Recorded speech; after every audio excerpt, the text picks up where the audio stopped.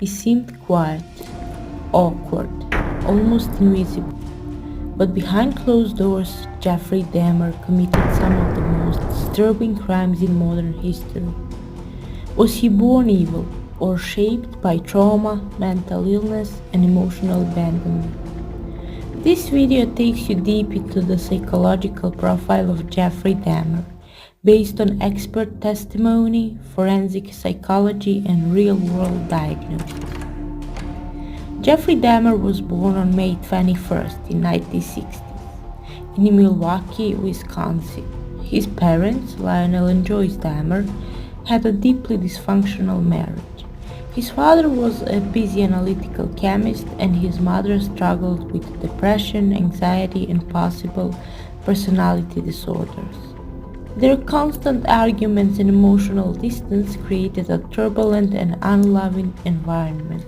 By age 4, Dahmer witnessed his younger brother's open-heart surgery, an event that may have contributed to his early fascination with the body. In his youth, he was described as shy, withdrawn, and socially awkward. By the time he was in high school, he was drinking heavily to mask his emotional pain and growing sense of alienation. Dahmer displayed several behaviors associated with conduct disorder in childhood: collecting dead animals, dissecting them, and storing body parts in jars. His father mistakenly encouraged his interest in bones and anatomy as scientific curiosity. He became increasingly isolated, rarely socialized, and was often bullied. He developed an inner world where death, control, and possession began to take center stage. Dahmer realized he was gay during adolescence, but kept it hidden due to the stigma of 1970s. His fantasies became increasingly disturbing, centering on unconscious or dead male bodies. He sought complete control and feared abandonment. In 1978, at the age of 18, Dahmer committed his first murder shortly after his parents' separation. He picked up a hitchhiker, brought him home, and killed him with a dumbbell when the man tried to leave. This act, driven by panic and a desire to keep the man from leaving, set the psychological tone for his future crimes.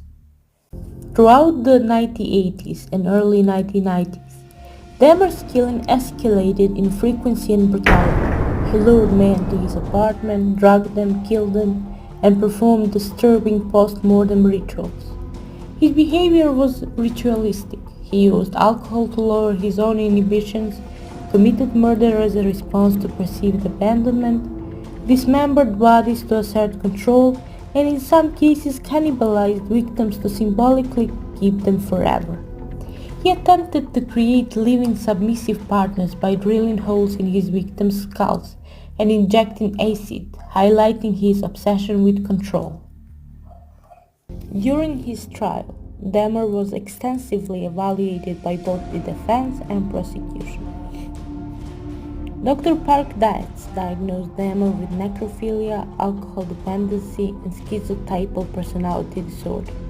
He emphasized that Dahmer knew what he was doing and took deliberate steps to avoid being caught. Dr. Judith Becker and Dr. Carl Wallstrom found signs of borderline personality disorder, schizotypal traits, and obsessive necrophilic compulsion.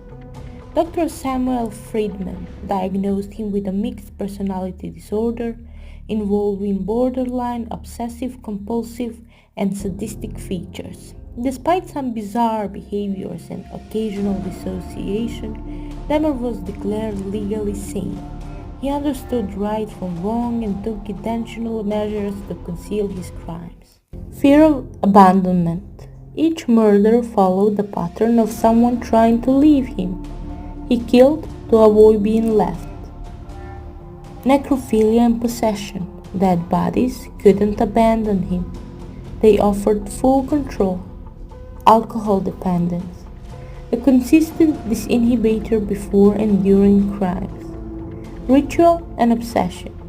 Preservation of body parts, trophies, and cannibalism were extension of his need for dominance. Schizotypal and sadistic traits. emotional detachment, strange behaviors, and cruel fantasies. Dahmer was not an impulsive killer. He planned his murders carefully, choosing specific types of victims, preparing drugs, and arranging his apartment to trap them. Psychologists observed his emotional flatness, which masked intense inner turmoil.